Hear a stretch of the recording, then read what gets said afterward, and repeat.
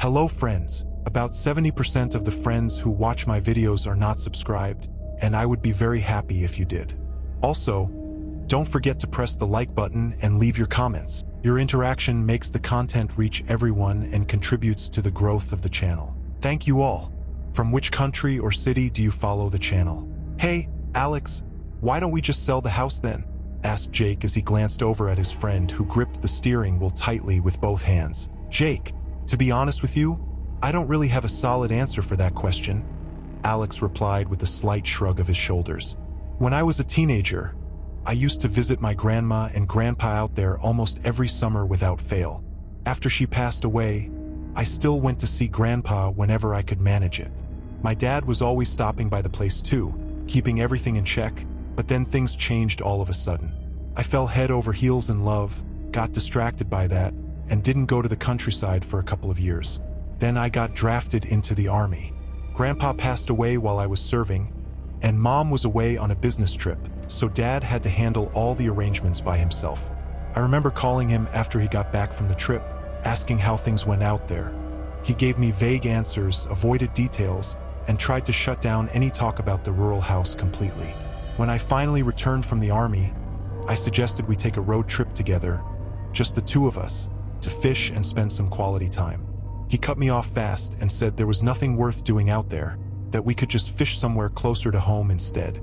It's strange, you know, because it's his house, Alex continued, his voice tinged with confusion as he spoke. He spent his entire childhood and most of his life in that place before he moved to the city, and he always spoke about it with such warm nostalgia in his tone. But I brought it up to him once anyway, saying, "Hey, if it's just sitting there empty, why don't we sell it?" He brushed it off and told me to leave it alone, that it should stay as a memory for the family. Every single time I tried to convince him to visit with me, he'd make excuses and say it wasn't worth the trip, insisting I shouldn't bother going either. Oh, and he has no idea we're headed there now, by the way. Last week, when Memorial Day weekend popped up on the calendar, two young guys, co-workers and best pals, decided it was the perfect chance to get out of the city and into nature for a break. It was my idea to check out the old family spot in the countryside. Truth be told, I've been wanting to go back and see it for myself for quite a long while now. He'd think about that rural house from time to time, usually when life got too hectic in the city, Alex said as they drove along the winding road. I always loved staying there as a kid, but after I got out of the army, adult responsibilities piled up fast, and I couldn't seem to carve out the time to visit again. Plus, Dad was always dead set against it whenever I even hinted at making the trip out there. Going by myself never felt right either. For one thing, it's a long drive, at least a full day on the road each way, and for another, I figured it'd be lonely and boring without someone to share it with. But this time, everything fell into place perfectly for us. With our bags packed and the car loaded up with supplies, we were ready to kick back and relax in a big way. We didn't roll into town until after the sun had set, though the word dark doesn't fully describe the eerie scene that greeted us when we arrived at our destination. Did the power go out or what? Alex asked, squinting at the shadowy houses lining the quiet street. They had parked at the edge of town, and the car's headlights were the only source of illumination cutting through the thick blackness. Not a single street lamp was on, and no lights glowed from any of the windows in sight. Probably so, Jake replied thoughtfully as he leaned forward. I read somewhere that some rural counties turn off the electricity at night to save money. They shut it down for a few hours to cut costs in these areas. Sure, but that's usually late at night, Alex pointed out with a frown on his face. It's only 10 o'clock right now. Forget about the lights for a second, Jake said calmly. We need to find your house first. They drove slowly along the road, peering at each home carefully, worried they might miss the right one in the gloom. Alex stared out the window and furrowed his brow. The place felt strange, almost like an abandoned ghost town from a movie. Some houses had broken windows that looked like empty eyes watching them pass by. Man, Alex muttered under his breath, it's been ages since I was last here. This place is different now. It's probably just the darkness playing tricks, Jake reassured him gently. It'll all look normal when the sun comes up tomorrow. I hope you're right, Alex said. Wait, I think this is it right here. As they climbed out of the car, Both guys shivered involuntarily despite the mild night. Something about the air felt off and unsettling to them both. The breeze blowing in from the thick woods surrounding the town was damp and heavy, making them eager to get inside the house as quickly as possible. They turned on their phone flashlights and approached the front door, fumbling with the rusty lock for a moment before it clicked open with a groan. A faint, musty smell of dust hit them as they stepped inside the old place. Alex flipped the light switch by the door, but nothing happened at all. "Okay," he said with a sigh of frustration. "Let's hurry and bring our stuff in from the car, and then I'll go look for the kerosene lamp in the shed." Once they'd hauled the bags inside, Alex jogged out to the backyard shed. He returned about 5 minutes later, looking disappointed and empty-handed. "I found the lamp," he said, holding up the old metal contraption for Jake to see. "But there's no kerosene to go with it anywhere. How are we supposed to get settled in this pitch-black house without any light tonight? Listen, what if we go ask the neighbors for help?" Alex suggested, glancing toward the door with a hopeful look. "It's not too late yet, and they might understand our situation and lend us some kerosene to use." "Sure, give it a try," Jake agreed with a nod of his head. Alex stepped outside, switched on his phone flashlight, and headed to the house next door down the road. The neighbor's wooden fence was sagging and half-broken in several spots. An odd silence blanketed the area completely. He couldn't help but think it was strange that no dogs were barking in a rural town like this one. He knocked on the door firmly. No one answered him. He knocked again, harder this time with more urgency. "Hey, anybody home?" he called out loudly. "We could use a little neighborly assistance here tonight." Still, there was no response at all. Frustrated, he banged on the door with his fist, and to his surprise, it swung open with a slow, eerie creak. "Hello?" he said in a quieter voice, peering inside. "Is anyone there?" The house was cloaked in total darkness from wall to wall.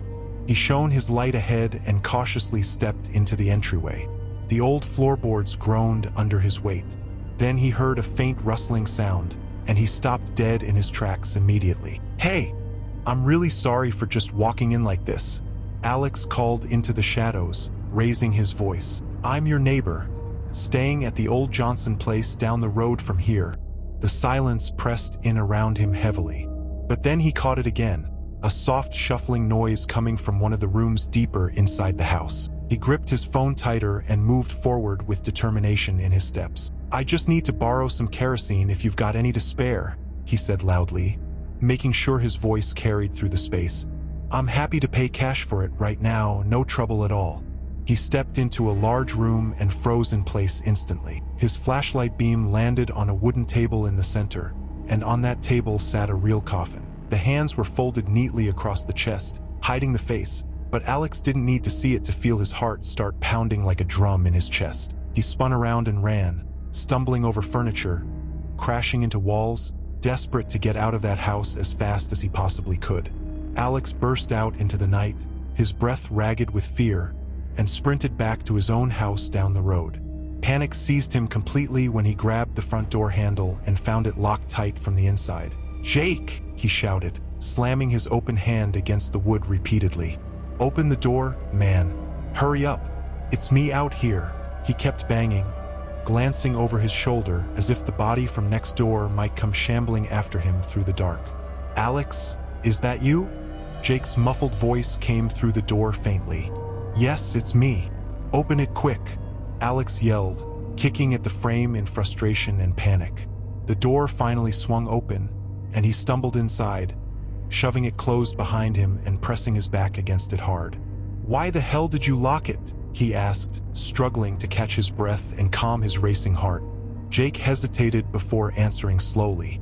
"Well, after you left, I started unpacking one of the bags, and I heard the door slam shut suddenly. I thought you'd come back already, so I went to check, but no one was there at all. Freaked me out, so I locked it tight. What's wrong with you? Did you get the kerosene we needed?" "Kerosene?" Alex let out a shaky laugh. "I almost lost my soul over there. I went next door, and there's a guy lying in a coffin. The house was dark as hell, and he's just lying there, dead.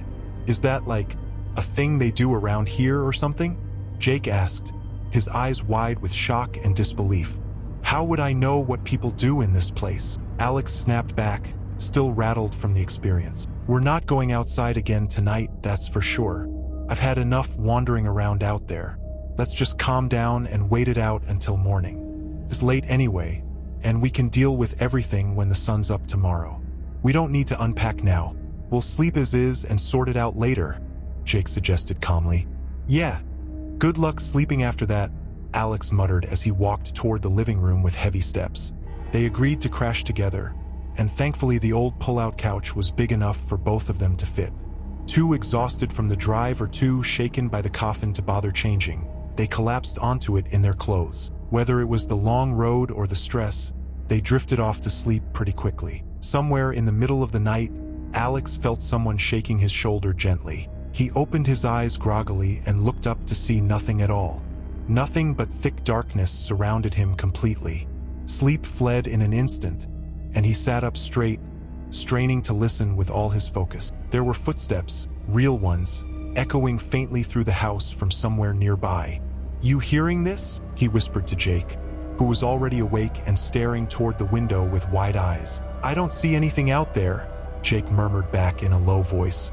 "Whoever it is has been pacing around for at least an hour now," he added quietly, his tone uneasy. Alex slid off the couch and crept over to the window, cracking it open just enough to peek outside carefully. "Who's out there?" he called into the night, his voice low but firm and steady. No one answered him at all. The first faint streaks of dawn began to paint the ceiling, slowly sliding down the wooden walls as light crept into the room. Jake stirred first that morning, blinking awake and taking in the sturdy log cabin around them. It was all old-school charm with no trace of modern drywall or trendy decor anywhere in sight to be found. The furniture in the house felt like a step back in time with its weathered look all around. A creaky buffet against one wall, a wobbly dresser with crooked legs in the corner, and a short wardrobe that had seen better days long ago. Everything screamed another era, frozen in place perfectly. A sudden shout from outside jolted Alex awake too, pulling him from sleep. Jake was already standing by the window, peering out into the morning light. "Some guy just walked past," he said, motioning for Alex to join him quickly. Alex rubbed his eyes, stumbled over, and looked out too. "See what I mean?" Jake said with a small grin on his face. "I told you the dark messes with your head at night out here. Let's go ask around today about the power situation and maybe figure out what was up with that dead guy you saw."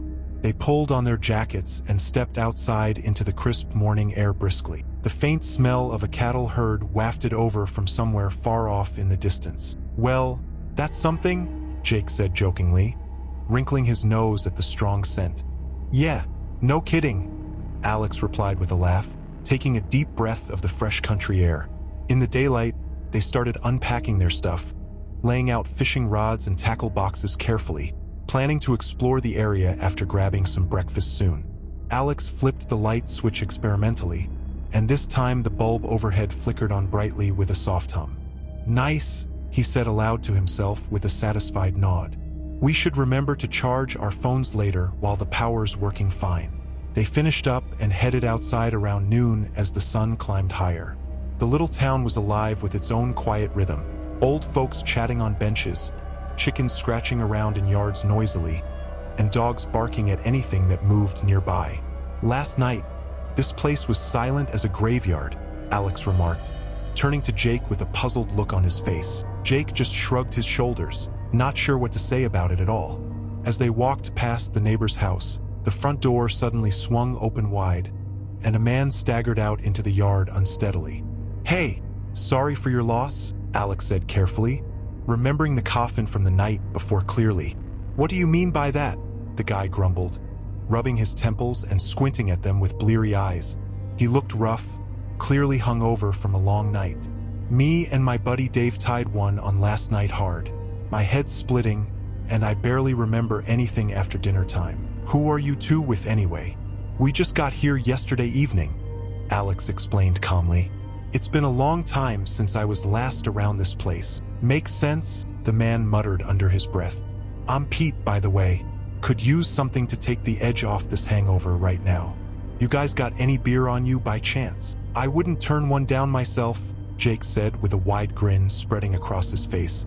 He jogged over to the car, popped the trunk open, and pulled out a couple of cold beers, handing them over to Pete casually.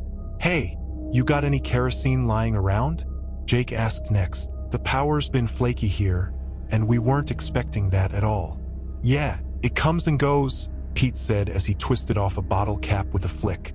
"We're used to it by now around here. Bring your lamp over, and I'll fill it up for you guys." Alex ran back to the house, grabbed the kerosene lamp quickly, and returned. Pete took it and disappeared into his shed for a minute or two. "Think we should ask him about that coffin?" Alex whispered to Jake while they waited patiently. "Last night was so weird. Maybe I was just exhausted from the drive and imagined things." Pete came back and handed them the filled lamp with a grunt. "Yeah, the power cuts out sometimes around here," he said casually, taking a sip of beer. "We've learned to live with the dark in these parts." They thanked him and walked off down the road. After finishing unpacking and throwing together a quick lunch, they set out to explore the area, heading down the street toward the lake steadily. They were hoping to do some evening fishing later on that day. As they strolled through town, Alex nodded greetings to a few neighbors along the way. Some faces stirred vague memories from his childhood summers long ago, though he couldn't be certain of any names for sure. The locals nodded back politely, but their gazes lingered a bit too long for comfort. "Why do they keep staring at us like that?" Jake asked, glancing around uncomfortably at the attention. "Who knows what's up with them?" Alex replied with a shrug of his shoulders. "Guess small towns always take an interest in new faces passing through their streets." When they reached the edge of town, Jake looked back over his shoulder cautiously. A small group of people had gathered, watching them with heavy, unfriendly stares that felt cold. He brushed it off as the quirks of an isolated rural spot and let it slip from his mind entirely. The lake shore opened up ahead of them, with a weathered dock stretching out over the calm water, perfect for launching a boat later. They sat down on the bank, chatting about the fishing they'd do that evening soon. Then they heard a splash off to their left, followed by the sound of reeds brushing against each other in the gentle breeze. A young guy, maybe in his 20s, stepped out from the water's edge and paused when he saw them sitting there. "What kind of fish do you catch around here?" he asked casually before breaking into a wide grin. "Alex, is that really you standing there?" Alex studied the guy's face closely for a moment. Something about him felt familiar, tugging at the corners of his memory faintly, but he couldn't quite pin it down yet. "Come on, Alex, don't tell me you forgot me already." "It's Tommy Miller," the guy said, laughing warmly at him. Alex racked his brain, trying to place the name and the face together. It sounded right, but this kid looked way too young to be the Tommy he used to hang out with during those summers out here years ago as a child. "Sorry, man, I'm coming up blank here," Alex said, scratching his head in confusion.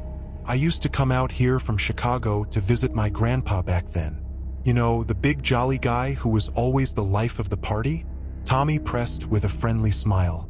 "Remember that time we got caught sneaking around and took a switch to the back for it?" Alex forced a quick grin as the memory surfaced in his mind, but then his expression shifted to confusion again. "Yeah, I remember that now," he said in a flat tone, trying to keep it casual and light. "Hey, good to see you too," Tommy said brightly, stepping closer with enthusiasm. A cold shiver ran through Alex despite the warm day outside. "Yeah, same here," he replied, his voice a little strained as he worked to sound normal and relaxed. Sorry, Tommy, we've got to run," Alex said abruptly, cutting the conversation short. "We've got the grill going back at the house, and I don't want it to get too hot unattended." He grabbed Jake's arm and started walking away fast, not waiting for a reply from Tommy. "Catch you later, man," Jake called back, puzzled by the sudden rush. "What's your deal?" he asked Alex as they moved quickly. "He's an old friend. We could have hung out and talked more." "What grill are you even talking about anyway?" "Just keep walking," Alex muttered under his breath firmly. "Look back. He's still watching us right now." Jake glanced over his shoulder carefully. Sure enough, Tommy stood there, staring after them intently. "Yeah, he's looking," Jake confirmed quietly. "So what's wrong?" "I did have a friend named Tommy Miller," Alex said grimly, "but he drowned the last summer I spent out here years ago." "Hold on, what are you saying exactly?" Jake asked, his voice faltering as he processed the words. Maybe they pulled him out of the water, and you just never heard about it afterward? No, Jake, don't be stupid, Alex snapped, his tone sharp and impatient. I saw his body in a coffin with my own eyes. His mom was sobbing her eyes out. Half the town showed up to mourn him because he was a local kid, not some summer visitor like us outsiders. He fell silent for a moment, then picked up his pace noticeably. Something seriously weird is going on here, man. Maybe my dad had a good reason for staying away from this place all these years. He was the last one in our family to come out here. Maybe he saw something strange even back then that spooked him. I don't know, Alex. This all sounds hard to believe honestly, Jake said, shaking his head skeptically at the idea. That guy we just saw by the lake looked plenty alive to me, not dead. And what about the coffin I saw last night? Alex shot back, not letting it go easily. Pete was up and walking around this morning, perfectly fine and healthy, Jake argued, refusing to give in to the theory. Look, let's just go fishing tonight like we planned earlier, and if you're still uneasy, we'll head back to the city first thing tomorrow morning. How's that sound to you? What if we run into that guy by the lake again?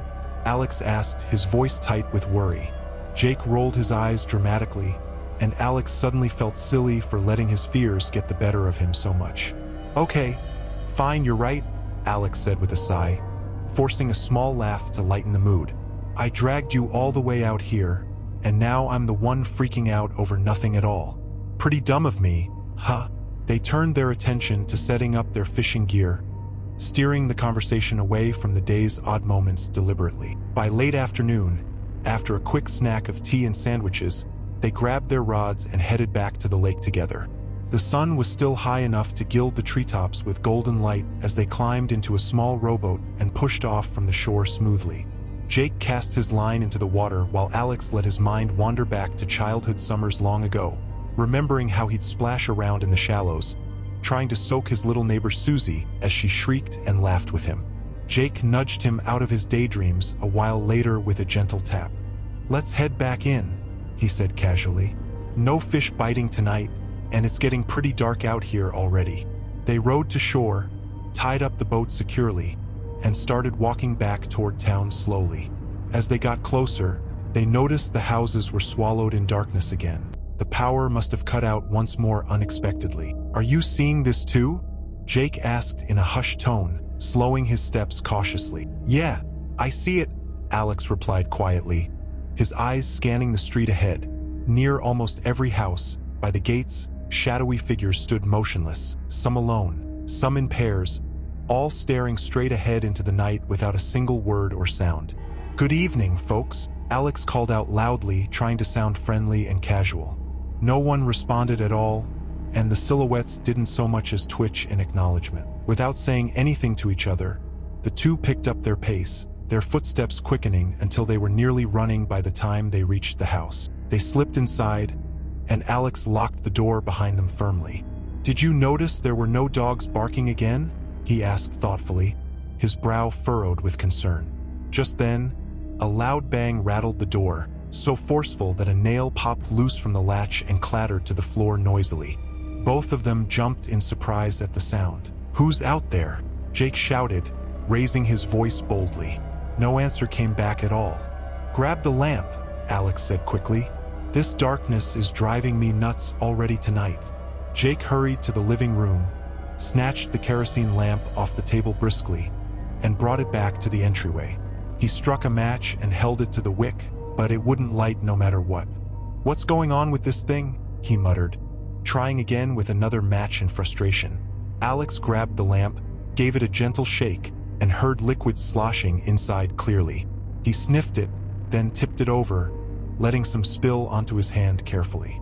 This isn't kerosene, it's just water, he exclaimed, staring at it in disbelief and shock. Jake leaned in, smelled it too, and nodded. There wasn't a hint of kerosene's sharp scent anywhere. Why would Pete fill it with water? Jake wondered aloud, confused. Before they could figure it out, another loud bang shook the door violently. Alex yanked it open in frustration, but no one was there on the porch or anywhere in sight at all. Who's out there messing with us? Alex yelled into the dark night beyond the doorstep with growing anger. Something shifted near the gate. A shape detached itself from the shadows and began moving toward them slowly and deliberately. They stood rooted in the open doorway, a primal fear rising in their chests, creeping up their spines like ice water. They couldn't put a finger on why they were so terrified exactly, but their bodies refused to budge an inch as the figure drew closer step by step, its outline growing clearer in the dimness. The shape came near enough for them to catch a strange glint in its eyes, unnatural and cold as ice. Was that a low growl they heard, or maybe a wet snarl in the air? Before they could react, a sharp, high-pitched bark cut through the tension suddenly. A scruffy white dog bolted off the porch, charging at the shadow with a raspy, fierce growl of its own that echoed. The figure flinched in surprise, turned abruptly, and took off into the darkness, scrambling away on all fours like some kind of wild animal. The little dog tore after it, disappearing into the night with relentless barks echoing behind it loudly. Jake lunged forward and slammed the door shut, locking it tight before leaning against it, his breath coming in short, ragged gasp. "Alex, what in the world was that thing out there?" he asked in a shaky whisper, his voice trembling. Alex didn't respond right away. He was still reeling, but not from the shadowy figure itself. It was the dog that had shaken him to his core completely. He knew that bark anywhere without a doubt. "Buster," he murmured under his breath, picturing Grandpa's old half-poodle with its wild, curly fur vividly. As a kid, he'd spent hours pulling burrs and twigs out of that tangled coat after their adventures in the woods together. That scrappy little mutt had once chased off an ornery rooster that tried to peck at young Alex while he wandered down a dusty country lane years ago. "Hey, you okay over there?" Jake asked, shaking Alex's shoulder when he noticed the distant look on his face clearly. "Did you know that dog or something?" "Yeah, I did," Alex said slowly, his voice heavy. "That wasn't just any stray running around. That was Buster, my buddy growing up. We'd run through the forests and ditches together all the time. I bawled my eyes out for a whole week when he died back then." Jake stared at him, stunned by the revelation. "Wait, died? Like Tommy died too?" "We need to get out of here, Jake. And I mean right now," Alex said, his voice firm and urgent with resolve. They scrambled into the living room, grabbing their bags and stuffing them with whatever they could reach, their phone flashlights casting jittery beams around the space nervously. "Hold on. Do you hear that?" Alex asked suddenly, freezing in place mid-motion. Jake stopped and listened hard but shook his head slowly. "I don't hear anything at all," he replied cautiously. "There's someone walking around outside," Alex insisted, switching off his light quickly. They crept to the window and peered out together. Dark, humanoid shapes moved silently around the house, circling it like ghosts in the night air. When the figures passed closer, the guys nearly stopped breathing. They looked wrong somehow, almost faceless in the dimness surrounding them. Those pale figures pressed closer to the windows, their empty black eyes peering in blankly, nostrils flaring as if sniffing for something alive inside the house. Alex and Jake held still, barely daring to breathe at all, watching in horror as the strange beings wandered around the property. They'd have to wait until morning and make a run for it then, hoping daylight would bring some safety. But when dawn finally broke, it didn't ease their nerves one bit. Sure, the light returned, chasing off the figures, but a thick, impenetrable fog rolled in with it, blanketing everything in a heavy white shroud that swallowed the world. The air outside turned so dense and wet that it felt hard to draw a full breath into their lungs. Driving seemed impossible. The fog was so thick they could only see a few feet ahead at best on the road. "We can't just sit here. We've got to do something now," Alex said, staring out into the blinding whiteness intently. They agreed to load up the car and try to inch their way out of town, no matter how slow it went for them. They stepped outside, moved cautiously to the vehicle, and packed their bags into the trunk carefully. Just as they finished, Alex paused suddenly. "I left my phone on the table inside," he said with a frown. "I'll go grab it real quick and be right back. Call out to me when you're back out here, and I'll guide you to the car with my voice," Jake said, nodding in agreement firmly. Alex hurried back inside, snatched his phone from the table swiftly, and stepped onto the porch again. "Jake!" he shouted into the fog loudly. "I'm right here. Jake's voice called back faintly through the mist. Alex started walking toward the sound, the car just a few yards away, when he stopped short in his tracks. Pete stood ahead of him, facing away, barefoot in faded rubber boots and an old raincoat that hung loose. His head was tilted oddly to one side, and he didn't move a muscle at all. "Alex, you there?" Jake's worried voice cut through the silence again, sharper now. Alex didn't answer. His mind was racing with images from every zombie movie he'd ever seen, all those jerky movements and endless hunger flashing vividly. Pete twitched suddenly, straightened up slowly, but stayed silent as a stone. "Alex," Jake called, closer now. He'd climbed out of the car in concern. Then Pete lurched forward a step and vanished into the fog abruptly. "Run, man, anywhere. Just go," Jake yelled urgently. Alex heard a guttural growl and the sound of footsteps picking up speed behind him in the haze. Jake took off in one direction through the mist. Alex spun around, bolted back toward the house quickly, but a shadowy shape loomed ahead through the thick fog. He veered sharply, running blind now, and crashed hard into an old, rotting fence nearby. The wood splintered under him, and a sharp pain stabbed through his knee as he hit the ground hard. Blood soaked through his jeans almost instantly, warm and sticky. He had to find Jake somehow. Together, they could figure a way out of this nightmare town alive. Gritting his teeth against the pain, he pulled himself up and scanned the fog for any sign of his friend desperately. Bending his leg sent waves of agony through him. The knee was swelling fast under his jeans. Then he heard grass rustling nearby, and he went still, clenching his fists tightly, ready to fight if he had to against whatever came. A shaggy face burst out of the fog right in front of him suddenly. "Buster," Alex whispered, his voice breaking as tears welled up in his eyes. The little dog stopped, cocked its head as if recognizing him clearly, then leapt forward, licking his face with excited little whines, tail wagging like crazy in the air. Buster pranced around him, jumping up and down eagerly, his curly fur brushing Alex's hands as he licked at his cheeks happily. "Hey, buddy, I need to find Jake," Alex said softly, almost like he believed the dog could understand him fully. And maybe Buster did. He darted a few steps away, then looked back, clearly urging Alex to follow him now. Alex struggled to his feet, limping after the little mutt as fast as his busted knee would let him move. Every rustle in the fog made him flinch hard, his nerves frayed to the breaking point, but he kept his eyes on Buster's white shape ahead through the haze. Buster led him to a small shed and sat down in front of it, waiting patiently for him. Alex hobbled over, pressed his ear to the weathered door carefully, and listened. It was quiet inside the structure. "Jake, you in there?" he whispered softly. "Alex, that you?" came a hushed reply, followed by the sound of something heavy shifting inside. Jake had barricaded himself in and was pushing stuff aside to get out now.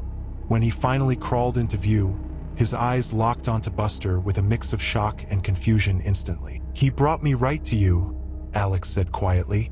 "I'd never have found you in this fog without him leading me."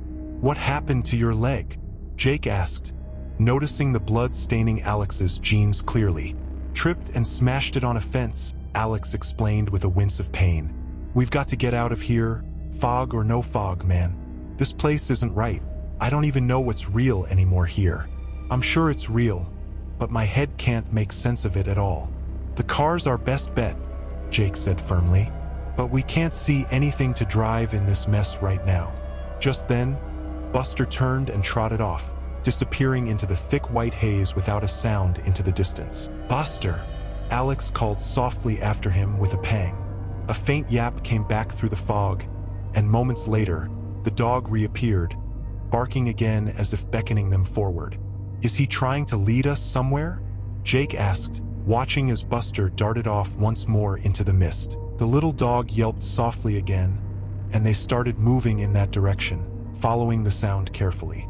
"I cried so hard when you died, buddy," Alex said under his breath, a bittersweet smile crossing his face as they stumbled forward through the blinding mist, trusting the dog's guidance fully now. Buster paused ahead, looked straight into Alex's eyes with an almost knowing expression, then hopped up, resting his front paws on Alex's good knee to lick his face one more time before vanishing into the fog again. They climbed into the car, started the engine quietly, and sat still, waiting for a sign. When Buster's next soft bark rang out clearly, they inched forward, rolling slowly through the haze, unable to see a thing ahead of them. They tracked his calls, meter by meter, until a loud, clear bark pierced the air suddenly. Jake floored the gas, the car jolted over a hidden bump, and suddenly they broke through completely. The fog parted like a curtain, and they found themselves on an empty highway stretching out ahead for miles in both directions. They pulled over, climbed out slowly, and stared back at the wall of white they'd just escaped from. It stood there solid like a barrier between two separate worlds. "Buster!" Alex shouted into it with longing. A cheerful, ringing bark answered, sounding close yet impossibly distant at the same time somehow. He felt a sudden urge to step back in, to find his old dog and bring him out of that eerie place, but Jake grabbed his arm hard and pulled him back before he could move an inch. "That's her world now, Alex, where she's still alive," Jake said firmly, holding his gaze steadily. "She doesn't exist in ours anymore, man." "But she saved us," Alex replied quietly, his voice thick with emotion and gratitude. "She's not in danger there," Jake said reassuringly. "Your Buster's doing just fine in that place, trust me." As if to prove it, another happy bark echoed out of the fog, bright and lively as ever. "See?